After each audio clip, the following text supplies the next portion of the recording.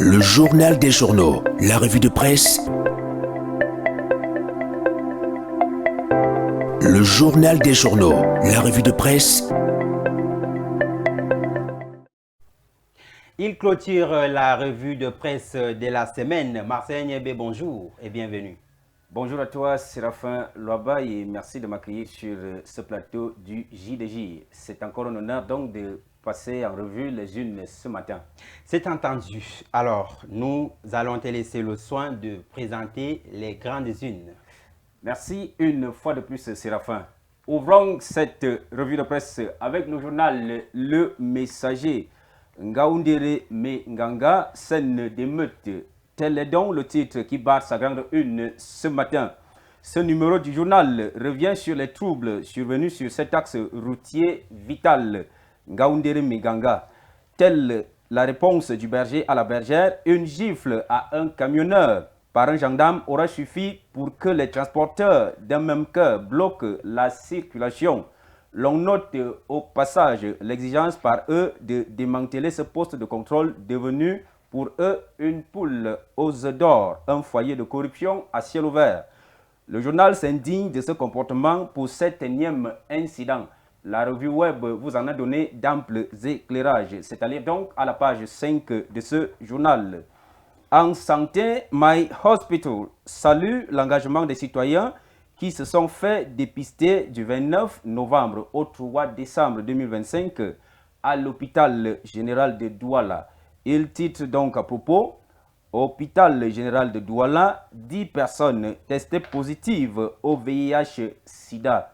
Le top management s'est félicité pour cet engouement des uns et des autres et a promis de poursuivre la sensibilisation et le dépistage. C'est en page 6.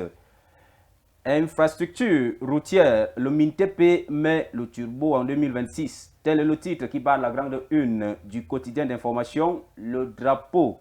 Ce département ministériel bénéficie d'une enveloppe de 651,95 milliards de francs CFA pour son budget de l'exercice 2026. Ses priorités sont l'autoroute Yaoundé-Douala qui est à la phase 2, la Ring Road, les grands corridors et axes stratégiques. Environ 475 km de route devront être bitumés et plus de 2000 km à entretenir. Retrouvez donc l'intégralité de ces projets à la page 4 de ce journal. En pied de une, on peut aussi lire PME, 1,5 milliard de francs CFA débloqués. C'est un soutien aux filières agro-pastorales et halieutiques pour donner un coup de fouet aux importations en les réduisant, c'est-à-dire à la page 8 du même journal. Toujours avec le budget 2026, gouvernance presse titre année 2026 au MINCAF, la finalisation de la réforme foncière en ligne de mire. Henri Eyebe Aïssi s'est exprimé à propos devant la Commission des finances et du budget de l'Assemblée nationale. C'est en page 5. Poursuivons avec le journal L'économie qui parle énergie ce matin en titrant sa une. Barrage de Lompanga, la construction des infrastructures de transport d'énergie piétine. Au-delà d'autres, le journal décrit le non-paiement des indemnisations aux populations comme principale cause. C'est en page 3.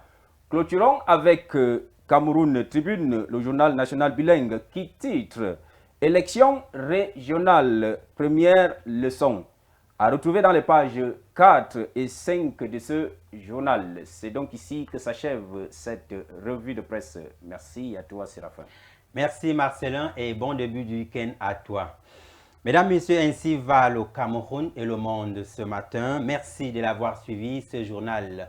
Rendez-vous lundi prochain avec à la manette Marie-Claire Ngomassing et toute son équipe. Bon début de week-end à tous.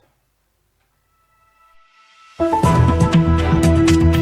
Cameroun, un peu plus d'un an.